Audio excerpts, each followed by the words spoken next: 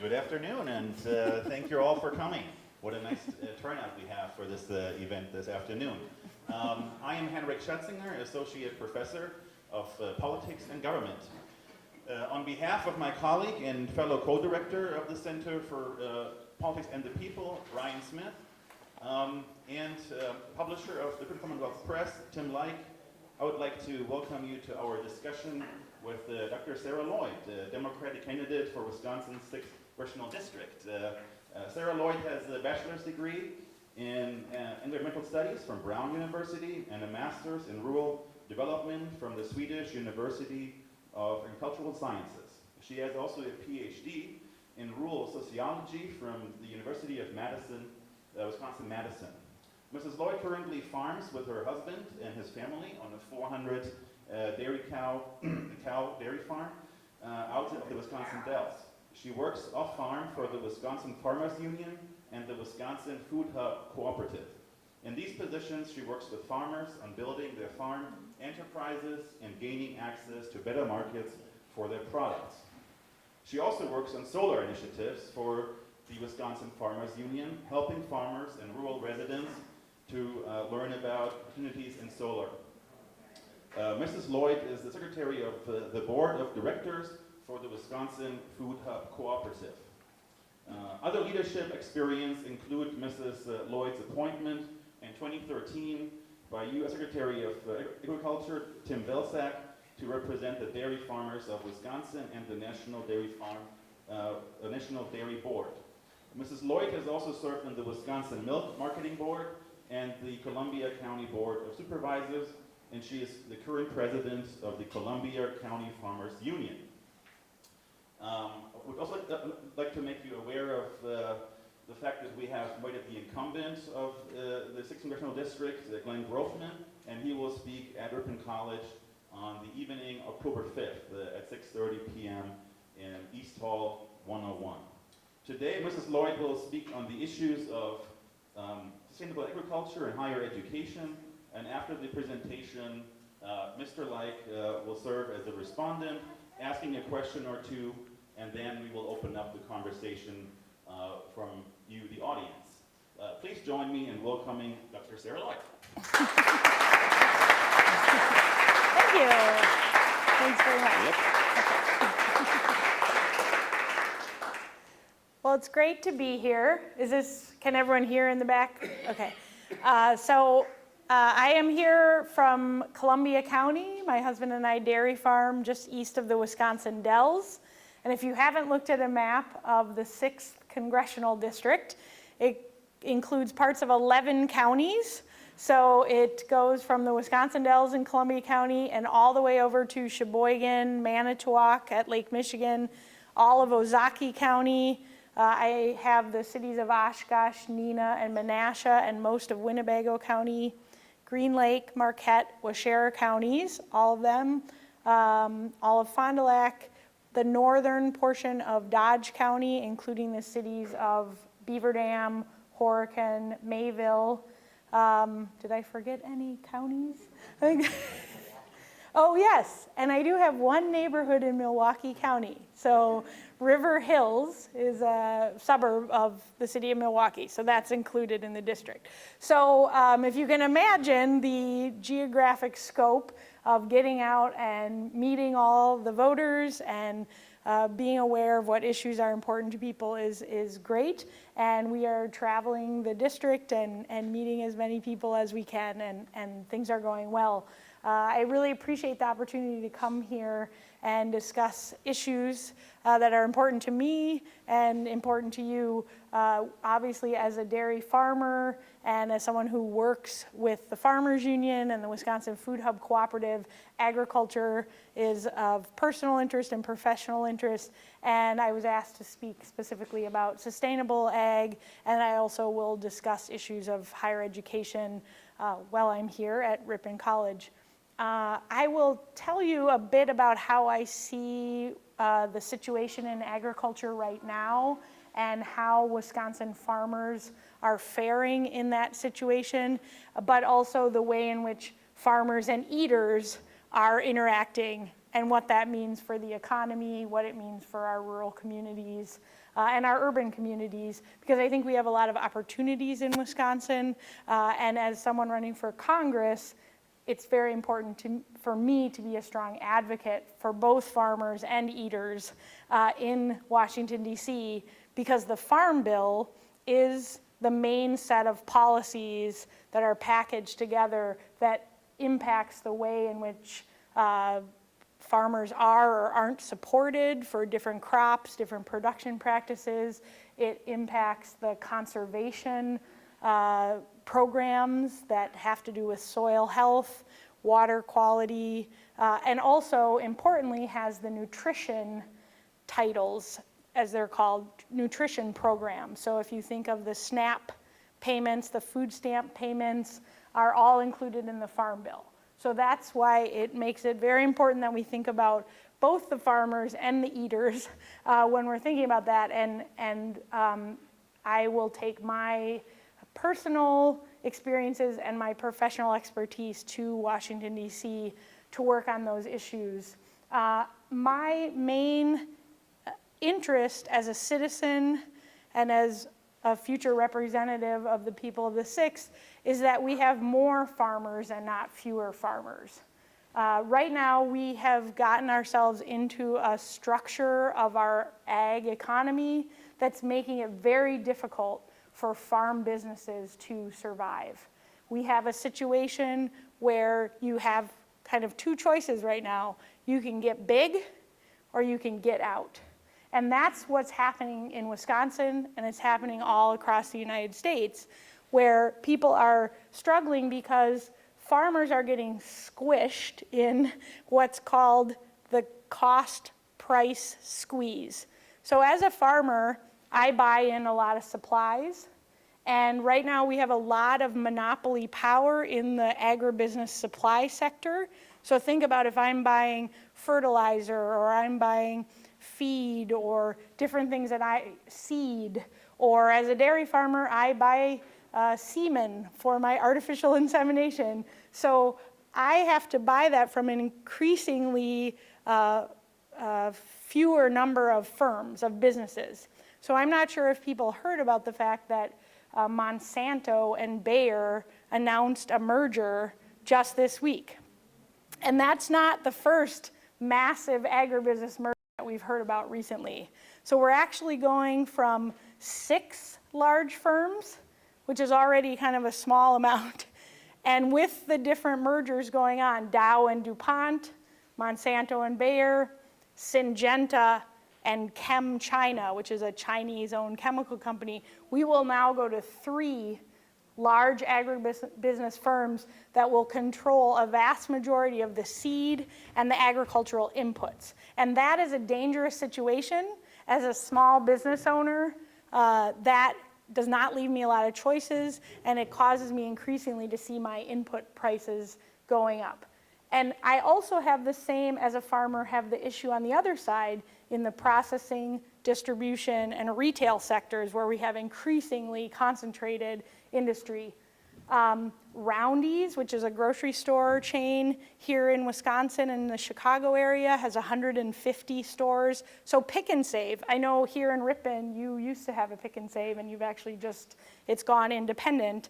That was purchased by Kroger, which is one of the largest grocery retail chains in the country. So we're seeing it on both sides, and it has big implications for farmers and for eaters. And I say this because for Congress, I will be a strong advocate for the Department of Justice to intervene and break up the monopoly power in the agribusiness sector. Because what it's doing is it's making it impossible for farm families to succeed or just to make their businesses go around. And it's not getting you and the public good, nutritious, affordable, and accessible food. Prices in the grocery store are not connected to what I'm getting paid as a farmer. So we have Department of Justice action that needs to happen to make sure that everybody gets a fair shot in the marketplace. And then we have the Farm Bill issues that have to do with the way that farmers can be supported if the market drops down. And so we have payments that can be made to farmers when you get disastrously low prices, because we need farmers, and we know that the market's going to go up and down. We know that weather happens. And so we do need to support our farmers and make sure that they can continue to operate. So those, I'm getting down into the weeds of that issue, but I think it's really important. And I really ask people when they're thinking about who do you want in Congress representing you, I would say pick a farmer, pick someone that works in food system development, because I will be there at the table and understand the way that it's impacting farmers and eaters and work for positive change. But we have to make these changes, otherwise we're going to continue to see this loss of farmers and farm families. When I first started doing research on dairy farming in Wisconsin in 2007, there were 14,000 dairy farms in Wisconsin. We're now down towards 9,000. And we're losing dairy farms every month, hundreds of farms. And that's because the economic situation is not working out for people and they can't do it. Yet it's important to note we have not reduced the amount of production of milk in Wisconsin, and we have not reduced the number of cows. So that means we're getting fewer, bigger farms. And that also has implications for how rural communities feel. We're losing vibrancy in our rural communities. We're having declining enrollments in our schools, declining attendance in our churches, all of these very important social institutions in our communities, and that's linked to the economic issues of farming and the agricultural economy. So I think that we can do better than that, and I think that we can work at all different levels to improve the way the food system is working, to improve the way the agricultural economy is working. And I'll give you one example. I work for the Wisconsin Food Hub Cooperative, which is now a cooperative of 37 small and medium-sized farmers that are growing fresh vegetables and aggregating those to sell to primarily Roundy's grocery store. Sendik's is a grocery chain in the Milwaukee area. These are things you would buy in the store: acorn squash, zucchini, yellow squash, kale. Who's eating all this kale? I don't know, but there are a lot of farmers growing it in Wisconsin, and we, as a cooperative of farmers that own the business, are building the markets to get that local supply of fresh vegetables into the local and regional market. But the USDA, the U.S. Department of Agriculture, is supporting this work to build out these markets. So there are grants and loans available to farmers and farm cooperatives so that we can build out the markets, or even rebuild, in some cases, these markets. And we know that right now a lot of our produce is coming from California and Mexico, and we're already seeing disruptions in with the drought in California. We have actually seen disruptions from lettuce not being able to get to Wisconsin because people aren't growing as much of it. So let's rebuild our local economy around our food system as a big engine, and that's something that I will work for, and we can build out the programs that already exist in the USDA. Wisconsin is on the forefront of local and regional food system development. When you travel nationally and talk to people about all the things that are going on here with farmers markets, with CSAs, does everybody know what that stands for? Community supported agriculture. People get a weekly box of vegetables. They basically subscribe to the farm. They pay up front for vegetables, and the farmer provides people with a weekly box of vegetables. Those are exactly the kind of economies that we should be supporting, and we can bring more resources down to that level, and we can also work on building up the medium scale, like I discussed with the Food Hub Cooperative. So those are real opportunities, and those are the kind of things that I want to advocate for, and we actually can kind of build and rebuild our economy around those things and keep it closer to the ground, quite literally. Because the dilemma that we have right now is that a lot of the value that's being created is being lost to the local areas as we have to interact with these larger and larger businesses and global firms. So I've talked briefly about sustainable ag and sort of my vision where how we can build a better economy and make sure that we have more farmers and not fewer farmers, and also have good relationships between farmers and consumers. I know that you asked me to talk a little bit about higher ed, and I'm gladly do that.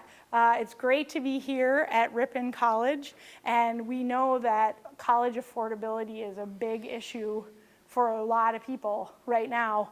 And one of the things that I advocate for strongly is making sure that we can allow people to refinance existing college loans. The federal government set up the systems and support systems for the college loan system, and it is absolutely not acceptable to me that people are stuck in these really high interest rate college loans. If I can go and refinance my car loan, or you can go refinance your house loan, there's no reason why we cannot build out the system that allows people to refinance their college loan. So that's going to help, because that is dragging down our economy right now. Even I have heard that the Realtors Association has realized that they need to get behind the idea of a policy shift to refinance college loans, because young people can't buy houses. They can't buy new cars. It's a drag on our economy. People who are coming to colleges and universities and getting trained in different areas of skills and expertise then don't have the space to be able to get that job in their area of expertise, because they have to rush into a job to be able to pay off their loans, and we're really squelching innovation and entrepreneurship, and we're losing that opportunity. So that's a big issue for me, and I would advocate strongly for refinancing. And then in general, I do support that there will be a debt-free option for public universities. And I also want to make sure that for private colleges and universities, we can expand the availability of Pell Grants, we can expand the availability of the low interest loan options, so that people can still have their choice. They can choose Ripon College, but that there is a debt-free option available if they choose. But I know that Ripon College offers very good financial aid packages, and I'm not asking that we're creating a system that's not supporting a kind of diverse, distributed education system. But we have to make college affordable. It's fundamental to the future of our economy, and we're built on an entrepreneurial economy and society, and so we need to keep that engine moving. So I've probably eaten up most of my time. I don't know if you want to start devil's advocating now, or... You can also address maybe any other issues that are kind of close to your heart, if you would like. Okay, great, thank you. You know, in general, I am really struck by the economic situation that we're in right now, and it's really a driver of my campaign in general. As I go across these parts of these 11 counties, there are a lot of people that are being left behind by the economy. There are people that are working more and more jobs. They're not able to make ends meet. And we need to make sure that the economic recovery that we're starting to see is giving everyone a fair shot. And so making education accessible and affordable to people is part of that. I also support raising the minimum wage so that workers can have good wages. So I'm a dairy farmer. I need workers to have good wages so that they can buy my milk and dairy products at a good price, because that's the way that our economy works. We need to get more money into the economy, flowing in the economy, and raising the minimum wage is a big part of that. And there is money in the system to do that. And another big issue that I will strongly advocate for, and I think is essential for getting our economy pumping again, is that we need to invest in our infrastructure. We drove kind of back roads over here from Portage, but we were on county and state highways. It was pretty rough out there. I put 20,000 miles on my car in this campaign so far, and you really see that we're losing our roads, we're not keeping them up. Let's build out rail, both freight and passenger rail in the region. That is important to the economy.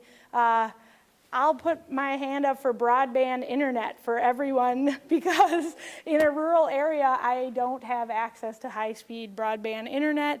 I'm trying to run the farm business with my husband and his family. It's actually difficult to do some of the tasks that we need to do now because we don't have access to high-speed internet. I need to file my payroll taxes on the internet. I don't have a other choice of doing it. I need to check the markets. I need to interact with my nutritionist for the co-op and all those things. And that's another drag on our economy. So let's invest in that infrastructure as the base of our economy and also part of giving people a fair shot. And we can do that by closing tax loopholes. We have a lot of people that are not paying their fair share of taxes. We have people offshoring profits so that they're not taxed. We have people making high profits in speculative action on Wall Street that's not being taxed. We can bring more revenue into the government, into the functioning of the government so that we can invest in these things that are going to benefit people widely. So that's really a vision that I see, and that's what I am advocating for and will advocate for in Congress. So, yeah. Thank you very much.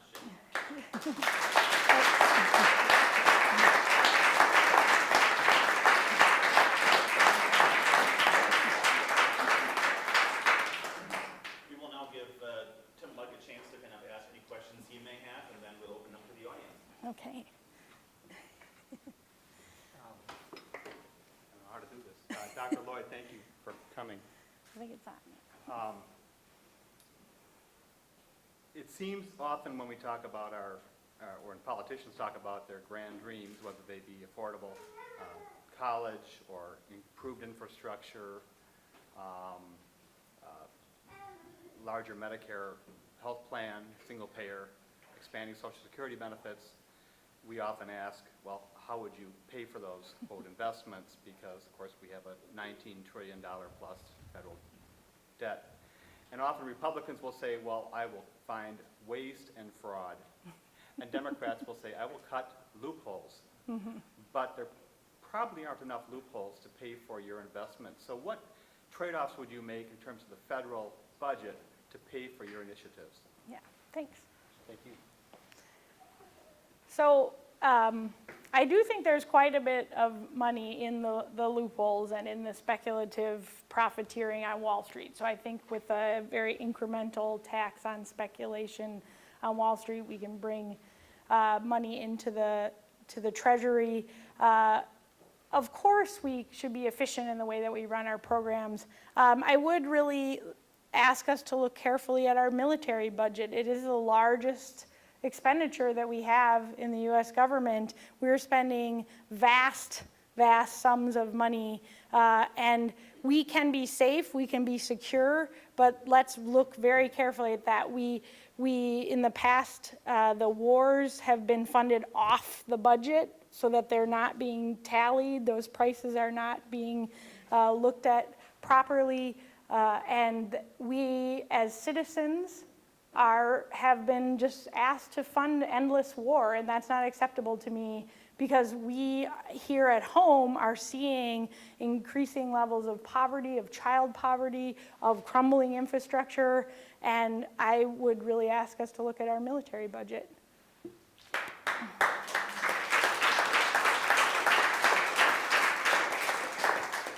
And I agree with you. I think we are spending too much on defense. But I'm not running for Congress. I don't have to be specific. Can you be specific about where you think we have waste or bloated initiatives in the Department of Defense that we could cut to give us money for some of your other ideas? Sure. So I think we need to look very carefully at the way that the military budget is being used for these hard assets like the really large aircraft carriers and you look at the different helicopters and planes that they are continually asking the military to build out, and there's questions as to whether or not those even make sense in the new global reality of the way that risk and danger is moving around the globe. And so I think that, yes, strategically, I mean, that's why we have generals and people that are trained in looking at military strategy to understand, where's the best way to use our dollars. But we have that lag going on, where you invest in these large-scale infrastructure, large-scale planes, aircraft carriers, things like that, when really we need to look more tactically, and we need to look at the information technologies that perhaps would be a bigger, well, I don't want to say bang for our buck, but be more efficient use of taxpayer dollars. For if security and safety is our top priority, then I think we can do that in a different way. And that's why we need really smart military people. I mean, I support the military. I support the people that have gone out and fought these wars, which is another thing we need to make sure we're spending proper money on, is funding veterans and veterans care. That's a separate matter, but not insignificant. But we can be more tactical and more strategic. I'm going to ask one more question, and then I'm happy to open it up to you. In your comment on the move toward greater concentration in the agriculture industry, fewer players, we're seeing that everywhere, of course. I'm a co-owner of a commercial printing company here in Ripon, and we've been told you got to get bigger or get going. Sell or be sold. Yeah. I publish a local newspaper, and pretty much the daily papers in the state are owned by Gannett. It's a concentration of ownership pretty much in every industry. Maybe not higher education, but really pretty much everywhere else. So would your suggestion that agriculture be a special class to be examined by the Department of Justice for antitrust reasons, would that extend over to other industries as they affect our economy? And that's my last question, then we'll open it up. Sadly, I wish agriculture was the only sector that was experiencing this issue of concentration and economic power being consolidated, because you are correct. We're seeing it in all of our supply chains. We're seeing it in publishing industry, printing industry, each industry. So no, I don't think that agriculture should be separate. The Department of Justice did come around and do hearings about specific to agriculture back when Obama first was elected into his first term, and farmers came out from around the country to talk about how they personally were experiencing this, the impact, how the impacts were on their own businesses, and then the Department of Justice didn't act on it. We need to have the political will to do it, and I would urge all of us as citizens to push hard for pushing back on monopoly power in the whole economy.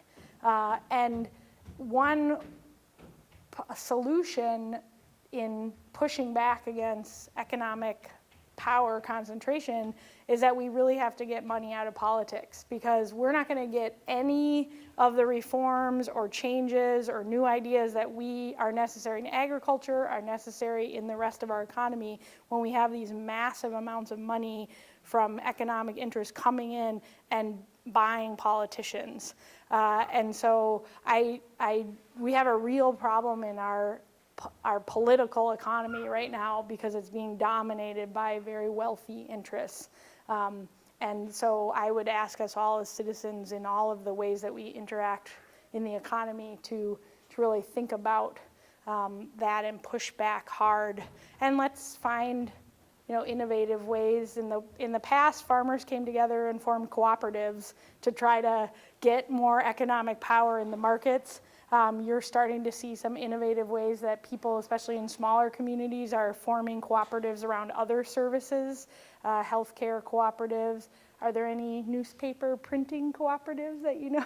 Yes, there are. Yeah, so let's, we can be innovative and come up with new ways to act in the economy, but it is a big problem, and we are, I certainly, as an individual citizen, often feel squished by that, and that's part of my reason of running for Congress, is because I want to push back against that.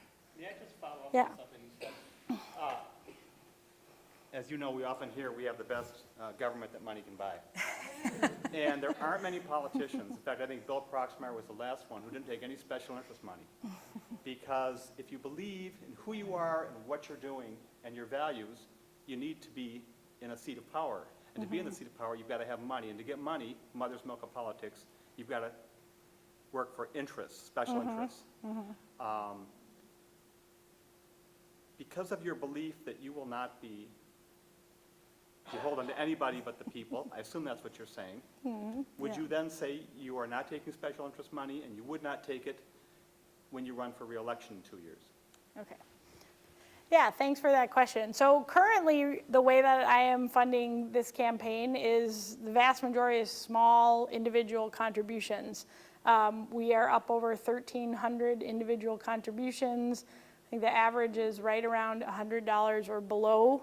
I have been speaking with organizations that do have political action committees and will accept contributions from them. I do not accept contributions from super PACs.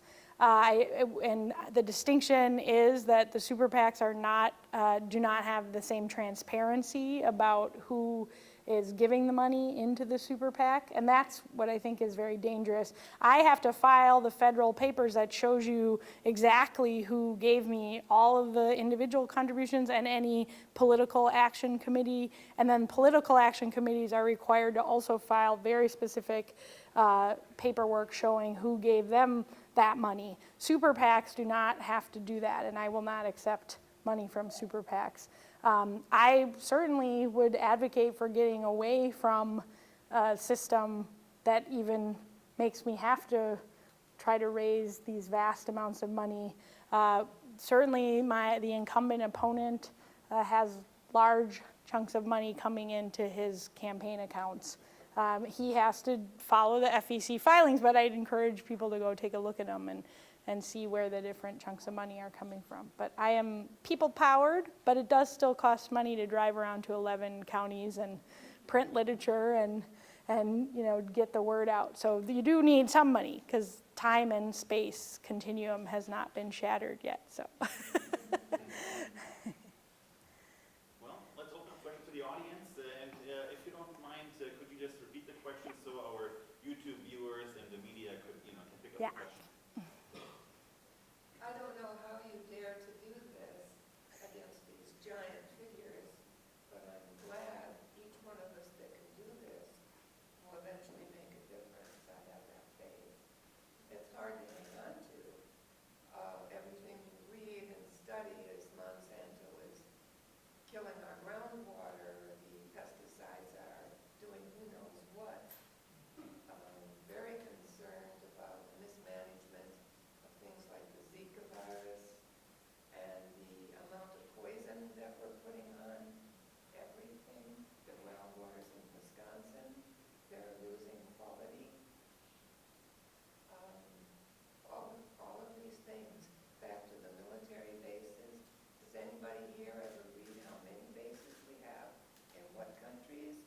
And if there are any new ones being built daily? And we don't have money for our roads. All that tarmac that will probably not be used, all those buildings that will not house anyone. It's so overwhelming that I applaud you for even putting input in. Have you talked to any older people in Washington that don't discourage you but try to tell you what's going on? Well, yes, I talked to quite a few people, and I've gotten a lot of support from people that have that experience or are working on getting there too to represent the people. I have been endorsed by Russ Feingold in his campaign. And also as a citizen, as a member of the Wisconsin Farmers Union, we go every year, citizens can go do the fly-in to talk to our different congresspeople and our senators and make sure our citizen voices are being heard. And so that has been a real opportunity to try to see how things work. I did sit on the Columbia County Board and was on the Health and Human Services and nursing home committees there, and got a lot of insight as to the way that Medicare and Medicaid do and don't work for a lot of individuals and also for the institutions and the municipalities. And so you're right, it's very overwhelming. I didn't repeat the question, but you were listing off some of the reasons why it's easy to just want to throw your hands up and say, forget it, we can't do anything. Yeah, but I think that, when I first considered running for Congress, I hadn't really thought about it. Some people from my area came and asked me to consider it and take a look at the map, and it's quite overwhelming when you think about, the money expectations of trying to run a campaign and the big money that's in politics and the 24-hour news cycle of, all this information. But really, when you look around, you're like, well, we're the people we have been waiting for, because we really have to push back against that. And I think that if people are considering running for office, they should go for it. And if you're not the person to run, then I would definitely encourage you to seek out the people that are running and bring them a peanut butter and jelly sandwich, or contribute a small contribution to their campaign, or go knock on some doors, because that's really, truly, especially in today's really crowded media atmosphere, we are finding that really getting out and knocking on doors and talking to people one-on-one is the way to break through. And people are aware of the fact that the system is broken, that the democracy's being stolen, the economy's been rigged, and we've got to go citizen to citizen and work together. And so actually, running for office has restored my hope because, that's what we have in Wisconsin, in the United States. We have some democracy left. We have elections every 2 years. Thank you. Thank you. Should I pick people? Yeah, okay. I wanted to see where you come down on a philosophical debate that kind of underlies this election about the proper role of government. On one side, we have many politicians who argue that big government is undesirable, while in theory it might seem helpful. Taxing powers abused, individual freedom is limited, and government funding has to be very strictly reined in and limited. And on the other side, you have candidates like Senator Sanders who want to see an expanded role of government. For example, free college tuition or Medicare for all. And I wonder where you come down in what the role of government should be in our society. Yeah. Thanks. So the question was, where do I fall on the idea of what's the proper role of government? We tend to have this kind of competing views of, you have expanded government, Medicare for all, what was the other example you used? Free tuition for colleges, or a very limited government.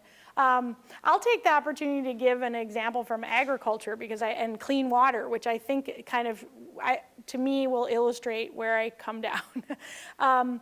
So, we have this issue of clean water and risks to clean water in Wisconsin right now. And we have this issue that I talked about, that agriculture is getting into this position where the economy is pushing people to either get big or get out.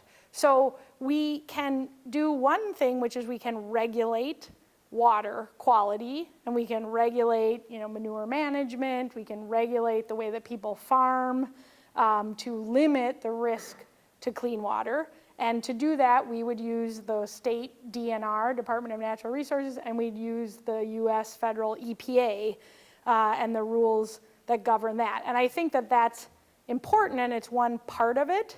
But I do also think that as consumers in the market, so outside of the government, we can actually do a lot to indicate what kind of agriculture we want to see, for example. So we can say, I want to buy products that I know are not coming from large-scale farms, and I can find out about that because of marketing that's done and information on the web. And so I can, as a private personal person, as an actor in the marketplace, I can push that the way I want to see it outside of the government. So I from a philosophical perspective, I guess I'm sort of rejecting that idea that there's a binary where it's either all government or no government, because we operate in a society, and there are certain things that we need to work together on and govern together, and we elect people to represent us, to decide those rules, and we have a judiciary that adjudicates when there's conflict about what the rules are, and we need that, and that's part of, you know, living in a functioning society. But the promise of the United States, in a way, is the fact that we do a lot of things outside of the government, and we still do that. You know, if you think about de Tocqueville, when he came to America, he was struck by all these organizations and associations that Americans kept forming that were outside of the government, and he was struck by how odd that seemed, you know, coming from Europe, that we do a lot of things in the private sector. And I think that the role of government is to be fair, to enforce fairness, and to enforce the idea that people can have a fair shot at things, but I don't want to get into the binary of all government or no government. So that's my philosophical answer to your philosophical question. Oh, geez, I'll go over there to Rose. As a prospective congressperson, what can you do or what can you support to improve college readiness in the 6th District? Aha.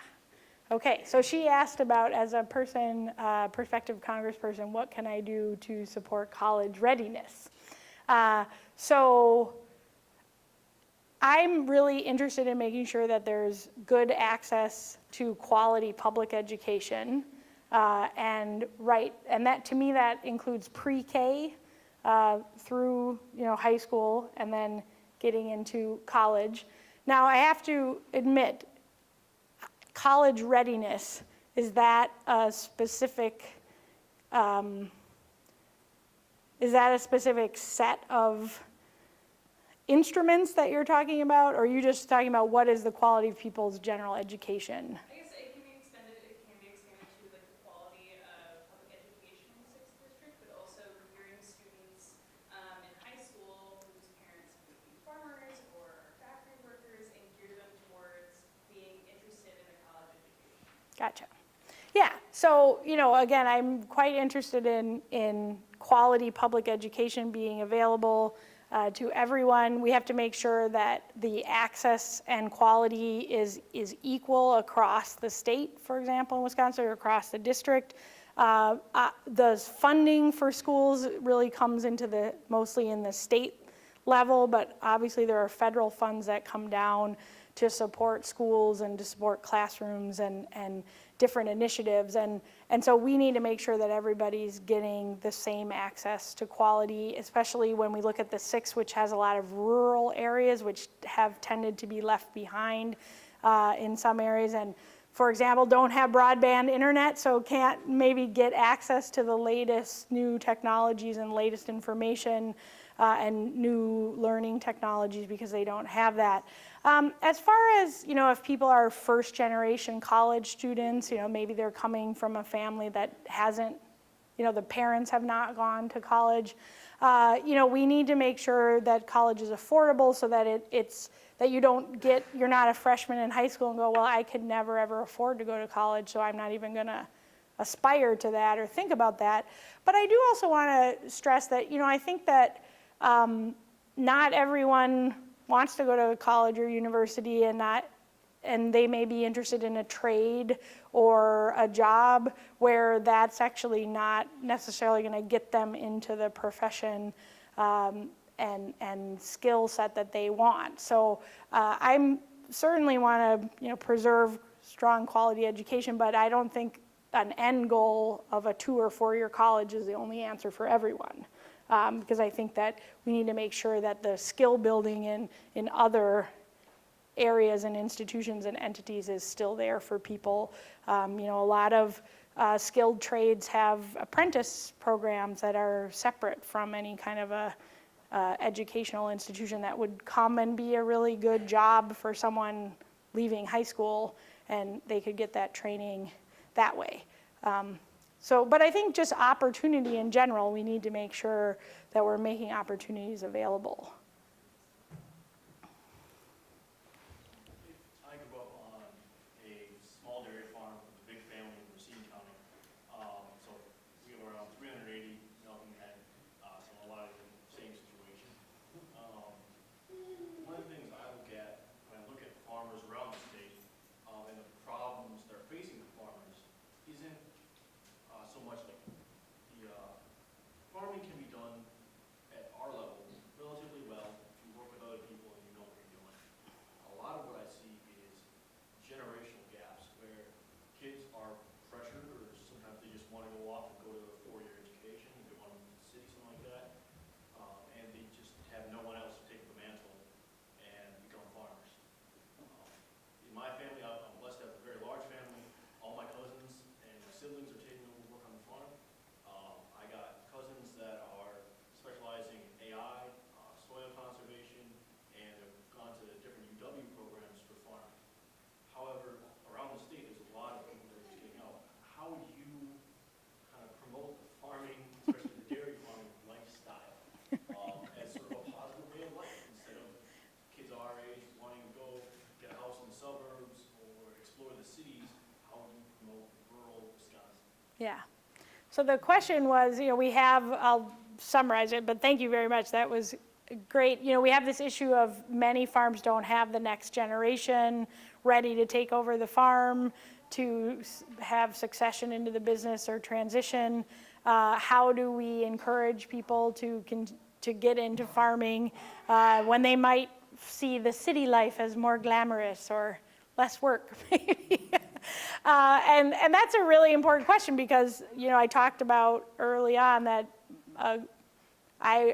my goal and I advocate for more farms and not fewer farms, but we need farmers on those farms. First of all, pay me a price that actually covers my cost of production, and maybe you'd have more people that would think of farming as a legitimate lifestyle, because it's not acceptable that continually farmers are paid below their cost of production, or even in the years when they're getting a price that's kind of covering their cost of production, it's not really covering their own labor, or like, I maybe need to put a roof on my house every 20 years, so I need to sort of have this residual part of the income. But I think that, if we had a farm economy that really gave people the value of their product, that would be a good start. I see a lot of opportunities. There is a great program in Wisconsin called the Dairy Grazing Apprenticeship Program. So here comes apprenticeships. This is actually a program that pairs up an interested prospective farmer with someone who's using grass-based or pasture-based dairy systems. They also have it for beef now also. And you have a system where you make an agreement, kind of a contract with that farmer, where you're going to slowly take over the equity of that farm. And it's different for each farm. You're going to learn the farm system that they have. Maybe every third heifer calf is yours as the apprentice, and then you're basically building your equity, you're building your own herd. And the reason that they've picked pasture-based systems is because they tend to be lower capital input. So if you're doing rotational grazing, so this is not your grandfather's grazing. This is moving the cows like every day or twice a day to fresh pasture. So you're really a grass farmer. So you're not maybe having to buy the big tractors, you're not maybe having to buy the big put the big buildings up. So it's a low capital startup cost for these farms, and there's an organized program to get people in so that they kind of can have a turnkey small business when they get to the other side. Because if you and I know, having 380 cows, 400 cows, like there's a lot of capital assets in that farm, and figuring out like how some young person or set of 5 cousins is gonna be able to take that farm over, to put the money in to buy out the older generation, that's really, really difficult. So I think, being innovative about ways of transferring equity, putting resources into programs that help farm families, shepherd them through the process of transition, because it can, imagine being in business with your family members. It's really fun sometimes. And so we can support people as they transition. And then, I think that we have a rural renaissance going on in Wisconsin. And again, I said earlier, Wisconsin's really at the forefront of a lot of cool things. I have friends up in the Wausau area that do that pizza on their farm, pizza night every Friday night, where they get hundreds of people that come out to their farm, and they grow the wheat that they grind for the crust of the pizza, and they raise the pigs that they make into the sausage. They do buy the cheese because they're not milking cows, and they grow all the vegetables and the tomatoes for the tomato sauce. And my friend, Kat, was able to quit her day job because they added another pizza oven, because there were so many people from the area that wanted to come out, and they added value to their farm.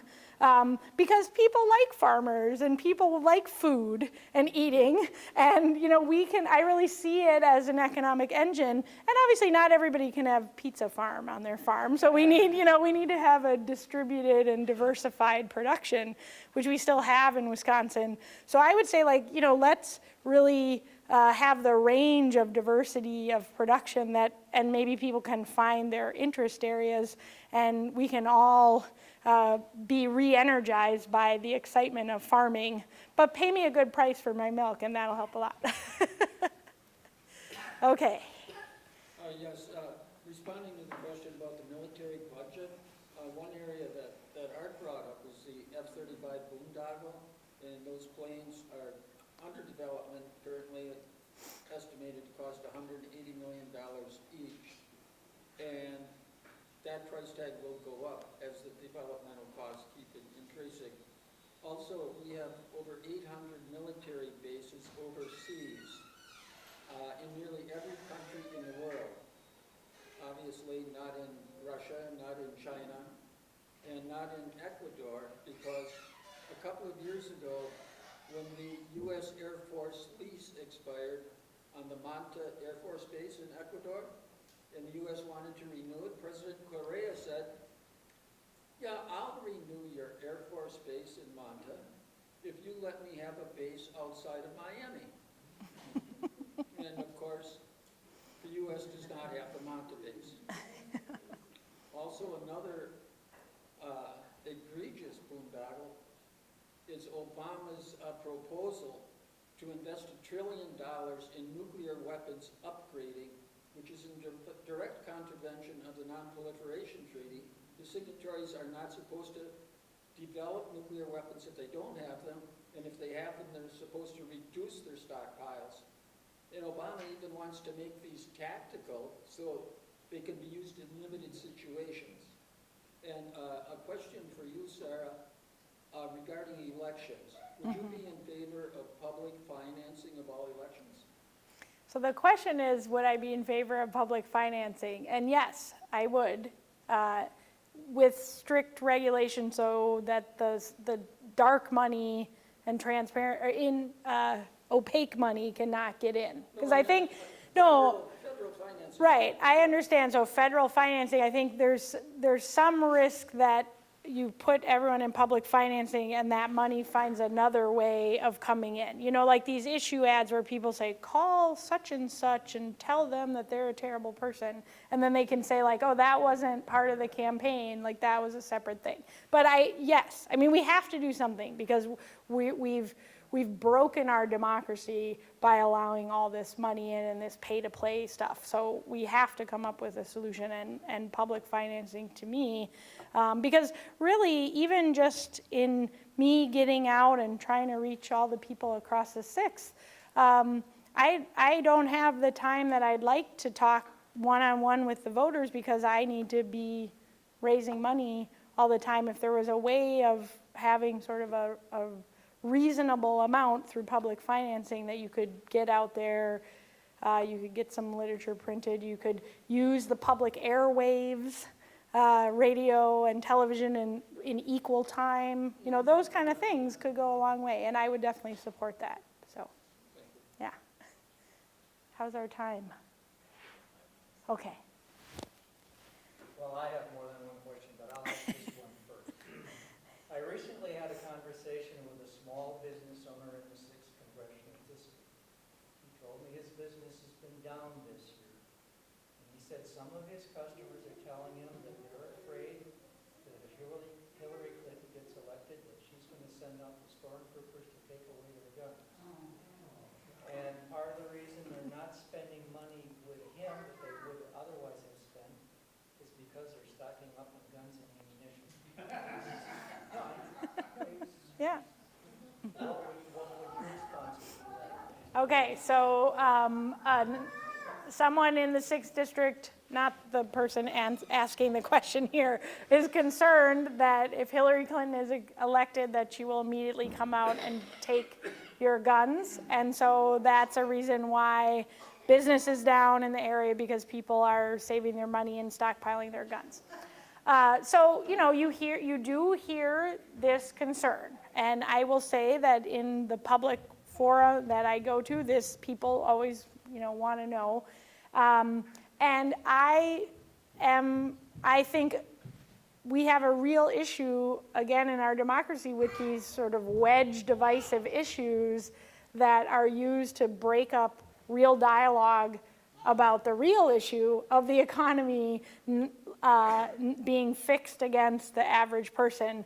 And so guns comes up as a way of, you know, distracting us from the economic issues. But it, you know, people have the right to be concerned about what they're concerned about. And so my specific position regarding guns is that I respect the Second Amendment.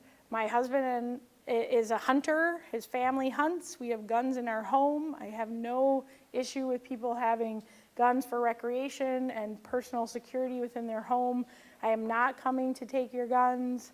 Hillary Clinton is not coming to take your guns. They told us that Barack Obama was going to come and take the guns, and he has not succeeded in that. I'm not trying to be flip, but I do think that this issue is distracting us from the real issue. And the Democrats and I personally, as a congressional candidate for the 6th, am not interested in taking people's guns. I do think that we can have reasonable uniform background checks, and we can have reasonable restrictions on assault-style weapons and high-capacity magazines, and make sure that people that are on a terror watch list cannot have access to assault weapons. So reasonable gun control is reasonable to me. But I also think that let's really make sure that we're not getting distracted from the real economic problems that we have in this country. And thanks for that question. Okay. I think this is all the time we have today. I want to, thank you all for coming, and let's give it up again for Sarah Lloyd for coming. Thank you.